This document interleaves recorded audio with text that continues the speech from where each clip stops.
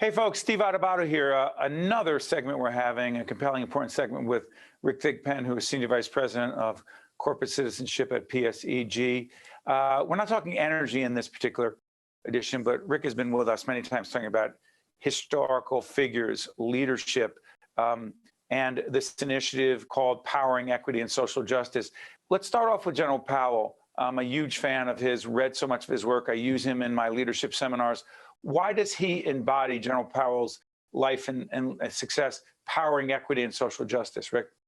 Well, he is such an extraordinary story, Steve.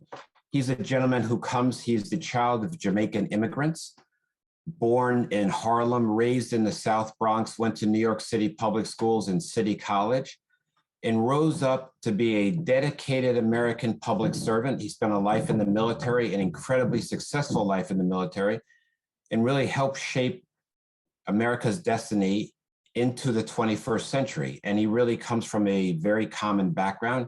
He's just another example of how the greatness of our country comes from all different sources and how America is so special by having people who come from all over the world come here to contribute. And our country is truly a better place because of General Powell, the first African-American chairman of the Joint Chiefs of Staff, the first African-American National Security Advisor. And I did that in reverse order. As National Security Advisor under Ronald Reagan, chairman of the Joint Chiefs of Staff under George Bush the father. He was the youngest chairman of the Joint Chiefs and the first African-American to be chairman of the Joint Chiefs. So really remarkable. And during his tenure, the Cold War ended, Operation Desert Storm happened, the invasion of Panama happened, the Somalia crisis happened, the Bosnian War happened. So he really had a unique opportunity to contribute to his country through public service. And America is a better place because of that son of Jamaican immigrants. Let me follow up on this. By the way, check out General Powell's history as it relates to his commitment to urban education, particularly in the Bronx, and the raising of money, the supporting of education there, and the role model he's been for so many. Yes. So what's it called again? America's Promise was the nonprofit he formed dedicated to helping at-risk youth in America. So, just another way of giving back to the country that had done so much for him. Yeah, but there's another piece, Rick, and I always want to touch on this. As a student of leadership, as a teacher of leadership, I've been moved by General Powell and learned so much from him. When he gave testimony before the United Nations and mistakenly said that there were, quote, weapons of mass destruction in Iraq, which was the premise for us going to the war, and later on said it was the greatest regret of his life. What did it say, Rick, about General Powell? And yes, there was devastation, there was death. The war may have been unnecessary, depending upon how you look at it. But he said, it was my mistake. I was wrong. I should have questioned more. I should not have said that. What does that say about General Powell's integrity? And character. It says enormous amounts. I'll say two things. First off, I just recited his very distinguished military career, but his public service didn't end there. And as you pointed out, he was also the first African-American to be made Secretary of State of the United States.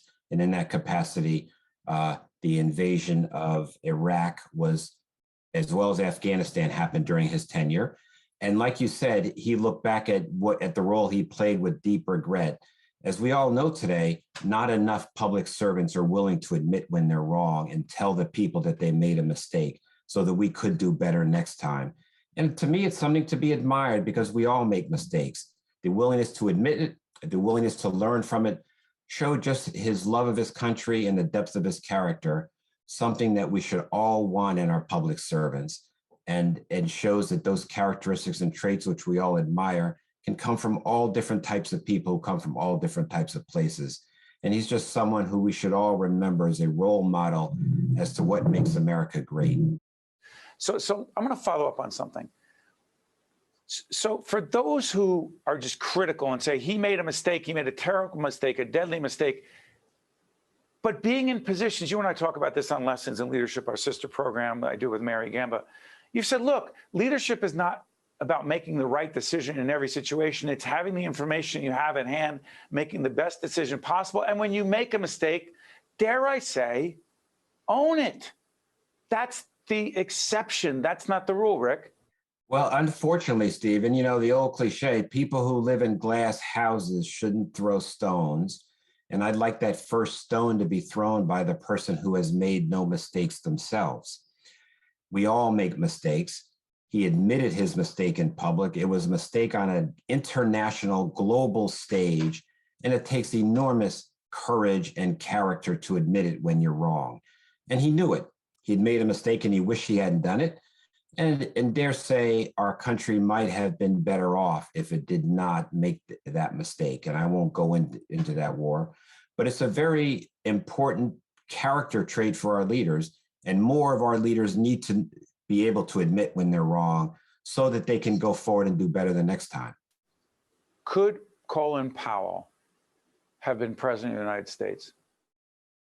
Well, there's two ways to look at that. By his enormous contributions and by his record service, he was worthy of being considered to be president. As I mentioned to you, and I remember as a young man, he was an anomaly in my own little world, in that he was African American, but promoted by Republican politicians. First Ronald Reagan, then George H.W. Bush, then George Bush the son. And he had a tough political puzzle to solve to be an African American leader and get the Republican nomination for president. So politics aside, his life of public service, his dedication to his country certainly made him qualified to be considered as president of the United States. But it was not in the cards for him politically. Real quick on this, final question on General Powell. What did General Powell's life and legacy mean to all younger people, but disproportionately young people of color from urban areas? What did it mean to them in terms of what was potentially possible in this nation? Well, it shows that everything is possible in this great nation. It shows that while the color of your skin may influence your life, it does not prevent you from making enormous contributions to this country. And it does not prevent you from loving America and helping make America a better and greater country. He's a role model for all of us. I remember him as a young man thinking, I never thought that was possible. He's chairman of the Joint Chiefs of Staff, the highest military officer in the United States of America. And there he was, a man with capacity, competence, intellects, leadership. And there he was. And then he even doubled down on it by becoming the Secretary of State. So it shows what a great country we have. It shows why our country's great. We should not forget that he is the son of immigrants, and he came to this country and helped make it a better place. And that's really one of the reasons America is the special place and the greatest country on this earth. Colin Powell helps remind us of that. Sorry for interrupting, Rick. And if those of you are wondering, hey, why do we have Rick Thigpen doing this? Rick and I started an offline conversation a couple of years ago. Rick is a historian. He's a student of history on every level. We actually started with a series that we did, a half-hour special on the history of Drumthwacket. Drumthwacket, look it up if those of you don't know what it is, and look at our website, steveadubato.org. Look at the Drumthwacket special we did, the People's House, if you will. It's an important home in New Jersey.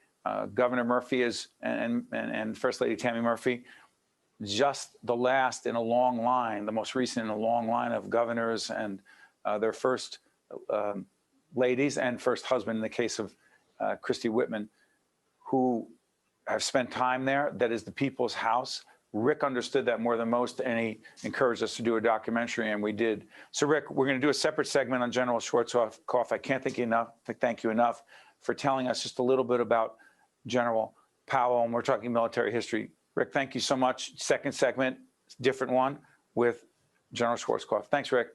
Thanks, Steve. And equity and social justice should mean something to all of us. It's what makes our country great. Thank you, Rick. We'll see you next time. Think Tank with Steve Adubato has been a production of the Caucus Educational Corporation. Funding has been provided by Holy Name, Delta Dental of New Jersey, Seton Hall University, the Robert Wood Johnson Foundation, Fedway Associates, Inc., New Jersey Sharing Network, Suez North America, Community Food Bank of New Jersey, and by Summit Health. Promotional support provided by NJ.com and by ROINJ. Data shows that many patients have avoided seeking critical health care in the wake of COVID-19 for fear of contracting the virus. Delaying medical care can have serious consequences, So you should never second guess or ignore your symptoms. At Holy Name Medical Center, we have measures in place to prevent infectious disease from spreading. We're clean, we're open, and we're safe for all your healthcare needs.